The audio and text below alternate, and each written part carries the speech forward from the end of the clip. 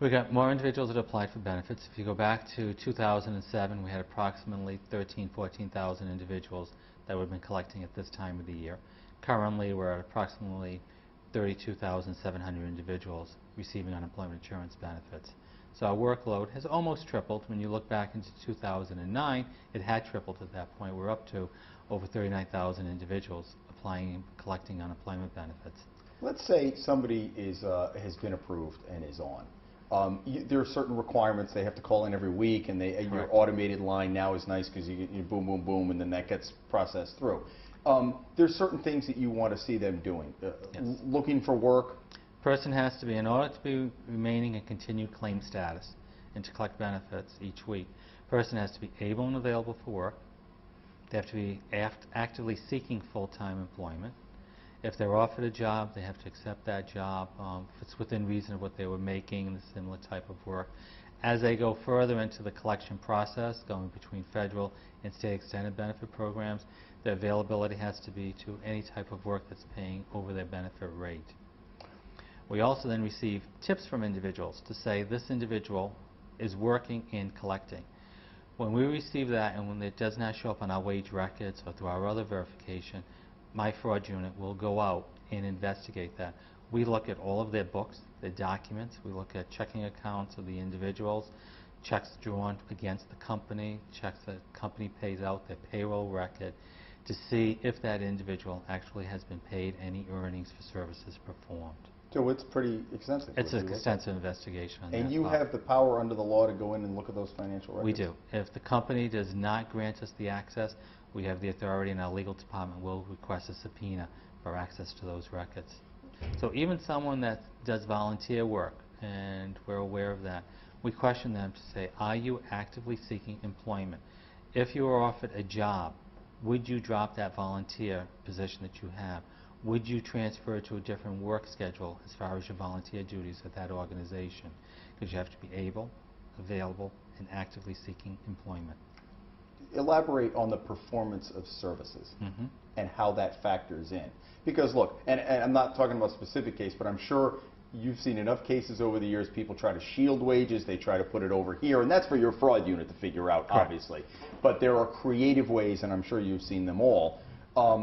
Just because somebody's saying he's not drawing a salary, you scratch beyond that surface. We go beyond. We'd see, actually, are they doing any type of work? We will have the unit go out. And what if they are doing that type of work? Then they are fined for it. The employer, number one, could be fined if they're having individuals working under the table, which is illegal to be doing. So that becomes an investigation now for our other division of the agency. But the individual, we now question them as to what they've earned, and they're collecting a benefit, and they will be declared overpaid.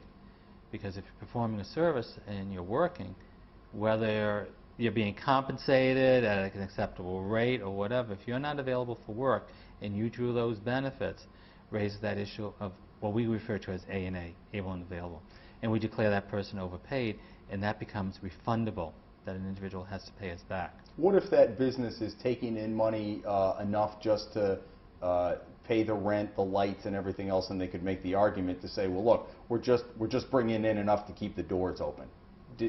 Is that an argument or not? No, it's not. Because, again, it impacts on that individual. Are you available for work? Were you actively seeking work? You are at a place of business performing some sort of service, even though you were not being drawn a salary or paid a salary, were you available to seek work? And what if the person then said to you, well, I can close up shop tomorrow and go get a job? Does that mitigate? Well, we would still look at what was being done prior. Okay. Yep. Okay. And one of the things in Rhode Island is that we declare a person overpaid. That overpayment has to be paid back to us. Depending on the amount of the overpayment, we can do a prosecution for individuals that have been working and collecting.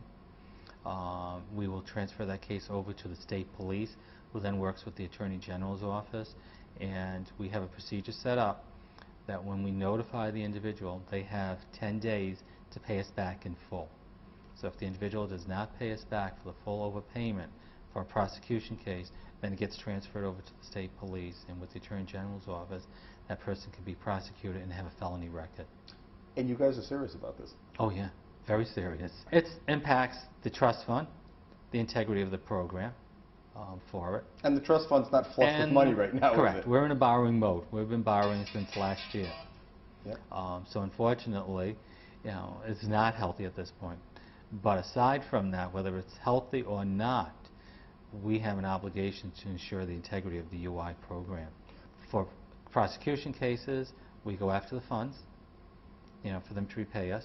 And any of our additional overpayments that are declared for individuals that have not gone to prosecution as well, that remains on our files forever. We don't take it off. And that principal accrues interest. So not only does an individual have to pay us back for the overpayments they accrued, but they also have to pay us for the interest that's being accrued. So the message is for the person who thinks he's not going to get caught out there. You will get caught at some point, either through a cross-match system on our new hire directory, through our verifications that we do our quarterly match, and individuals, unknowingly maybe to the individual, sometimes when they file a claim and they'll say, but I did have earnings last year, I did have wages. And it could have been that they may have been working and the employer had not reported it on time, and then we track them down that way as well. Do you get a lot of tips? We do. Quite a number of tips come in. We do. And that is as I do, you only can hit so many, but you look at we look at all the cases. You do. To see. We look at the cases, we do the investigation and the follow-up on it. Because again, that's an integrity issue for the program. I have a fiduciary responsibility to the DLT and to the UI program to ensure that we're going after anyone that's trying to working and collecting, fraudulently giving us information, proving whether it was fault or non-fault on the part of the individual.